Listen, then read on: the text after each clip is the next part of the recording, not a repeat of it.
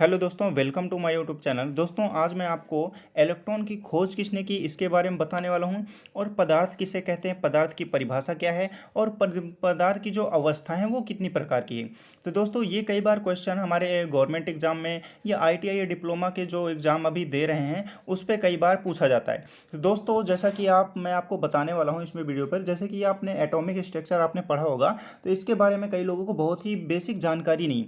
ये कॉन्सेप्ट आपको हमेशा के लिए क्लियर हो जाएगा, कभी भी आप नहीं भूलेंगे कि नाभिक क्या होता है, इलेक्ट्रॉन्स क्या होते हैं, प्रोटॉन का क्या काम होता है, नाभिक का क्या काम होता है, वो सारी डिटेल मैं इस वीडियो पर आपको बताने वाला हूँ। तो दोस्तों, अगर आप इस चैनल पर नए हैं तो सब्सक्राइब जरूर कीजिएगा और दोस्तों शेयर जरूर कर देना ताकि दूसरों की भी हेल्प हो सके।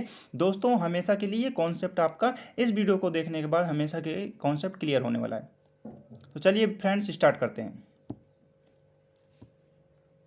तो दोस्तों, सबसे पहले बात करते हैं पदार्थ कहते किसे हैं। तो पदार्थ दोस्तों दुनिया की कोई भी वस्तु, सपोज दैट हमारे पास ये एक वस्तु है, ठीक है, कोई भी ये एक वस्तु है, तो दुनिया की कोई भी प्रत्येक वस्तु जिसका क्या है आकार होता हो, निश्चित आकार, ओके, निश्चित आकार होता हो और निश्चित आयतन होता हो, और क्या है, और उसका क्या है, निश्चित क्या है, और भार होना चाहिए। यानी क्या क्या हमने पढ़ लिया इसमें, एक तो आकार होना चाहिए, इसमें क्या आकार होना चाहिए, और दूसरा हमारे पास क्या है, उसका क्या है, आयतन होना चाहिए।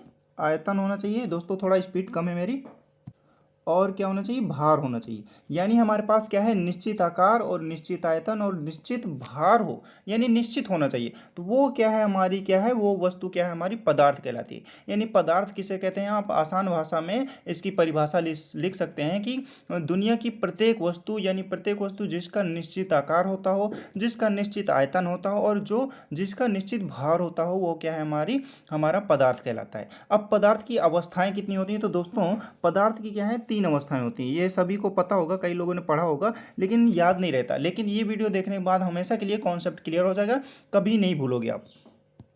दोस्तों, पदार्थ की तीन अवस्थाएं होती हैं। यहाँ पे आपने देख रखा हो, एक नंबर तो ये है और दो नंबर ये है और तीन नंबर ये है। यानी पहले नंबर पे हमारी क्या है, ठोस, और दूसरे में क्या है, द्रव, और तीसरे में गैस। तो कोई भी अगर आपसे पूछता है कि पदार्थ की कितनी अवस्थाएं होती हैं, तो पदार्थ की तीन अवस्थाएं होती हैं, ठोस एंड द्रव एंड गैस। इंग्लिश में बोले तो सॉलिड होता है और लिक्विड होता है एंड गैस होता है। अब बात करते हैं दोस्तों इसमें कि ठोस ठोस क्या होता है। ठोस में क्या है, हमेशा निश्चित निश्चित क्या होगा, आकार होगा। आपको सभी को पता है कि ठोस का हमेशा निश्चित आकार होता है और निश्चित आयतन भी होगा, ठीक है। तो ये हमारा क्या होता है, हमारा ठोस कहलाएगा। अब द्रव में क्या होता है, इसमें निश्चित आकार नहीं होता है, निश्चित ओनली फॉर क्या होता है, आयतन होता है। तो मैं यहाँ पे आपको लिख देता हूँ समझाने के लिए। इसमें क्या है, निश्चित आयतन बस होगा बट निश्चित आकार नहीं होगा, ठीक है, आकार नहीं, ओके, बट इसमें क्या है, निश्चित आयतन जरूर होगा। अब गैस में क्या है दोस्तों, गैस में क्या है, ना तो निश्चित आकार होगा और ना ही निश्चित आयतन होगा, क्योंकि इसको अगर गैस है ना, इसको अगर खोल दिया जाए तो ये क्या है, उड़ जाएगी हवा में। तो ये होता है, तो इसमें ना निश्चित आकार होगा, यानी इसमें आकार ही नहीं होता, जिस फॉर्म में रख देंगे उसी फॉर्म में रहेगी, ठीक है। अब क्या है, और न इसमें क्या है, निश्चित आयतन होता है। दोस्तों दोस्तों इसमें मैं आपको समझाने वाला हूँ। देखिए यहाँ पे सॉलिड है, लिक्विड है एंड गैस है। इसमें क्या होता है दोस्तों, यहाँ पे आपने देख रखा है कि ये वेपराइज किया जा रहा है, यानी स्टीम किया जा रहा है। तो सॉलिड में आपको सबसे पहली बात क्या पता चली कि हमेशा क्या है, एक तो इसका निश्चित आकार होगा और क्या होगा, दूसरा क्या है, निश्चित आयतन होगा, ओके, निश्चित आकार है, निश्चित आयतन। और लिक्विड में क्या होगा, इसमें निश्चित आकार क्या होगा, नहीं होगा, आकार नहीं होगा और निश्चित आयतन जरूर होगा, ठीक है। तो ये आप अपने कॉपी में लिख लेना क्या क्या होगा, और इसमें दोनों ही नहीं होंगे, ना निश्चित आकार और ना निश्चित इसका आयतन। तो ये होता है। तो सॉलिड हमेशा आप देख पा रहे हैं कि हमेशा सॉलिड ही रहता है। और लिक्विड क्या है, लिक्विड से क्या है, हम क्या कर बना सकते हैं, हमेशा गैस बना सकते हैं। सॉलिड से हम क्या बनाएंगे, सॉलिड से मैं वापस आपको समझा देता हूँ इसमें डायरेक्टली। अब दोस्तों देखो, ये हमारे पास सॉलिड फॉर्म है, ओके, सॉलिड फॉर्म से क्या बनाएंगे, हम क्या बनाएंगे, लिक्विड बन सकता है, क्योंकि जब भी हम बर्फ को पिघलाएंगे तो हमेशा क्या, लिक्विड ही बनता है हमेशा।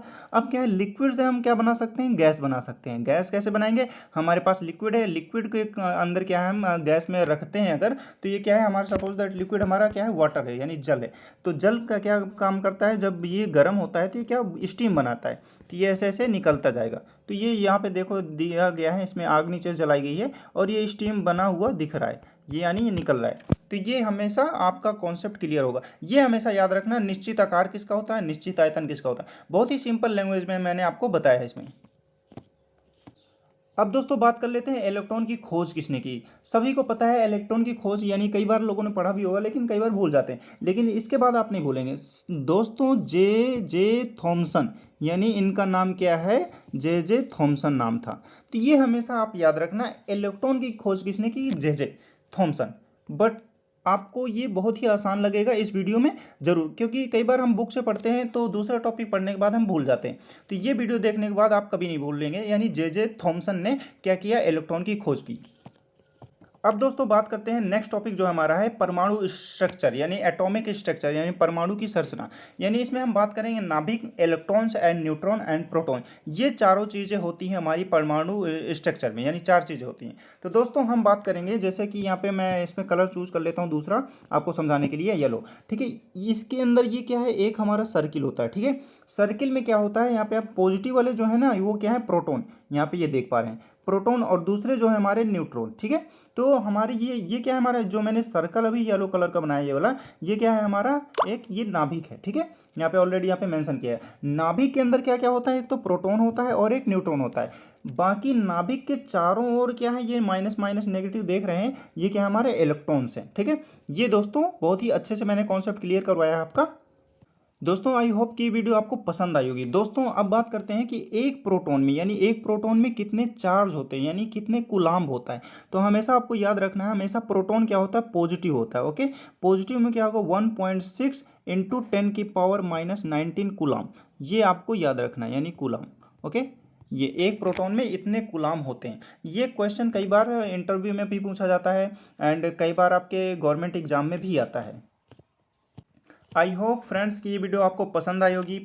पदार्थ की जो परिभाषा का कॉन्सेप्ट है वो भी क्लियर हो चुका होगा एंड पदार्थ की जो अवस्थाएं हैं वो भी क्लियर हो चुकी होंगी। तो पदार्थ की कितनी अवस्थाएं हैं दोस्तों, तीन है, solid and gas and liquid. Solid में क्या होता है, निश्चित आकार और निश्चित आयतन और निश्चित भार, यानी खुद का भार होता है। लेकिन लिक्विड में क्या होता है, एक तो निश्चित आयतन जरूर होगा लेकिन उसका निश्चित आकार नहीं होगा। और जो हमारी गैस है, गैस में क्या है, ना तो निश्चित आकार होगा ना निश्चित आयतन होगा। आई होप ये वीडियो आपके लिए बहुत ही हेल्पफुल रही होगी। Thank you friend for watching this video. मिलते हैं नेक्स्ट वीडियो पर नए टॉपिक के साथ। दोस्तों आप मेरे को कमेंट कर सकते हैं किस टॉपिक पे आपको वीडियो चाहिए, तो जरूर से जरूर मिलेगा और जरूर से जरूर आप सब्सक्राइब जरूर कीजिएगा। तो thank you friends for watching this video, next time.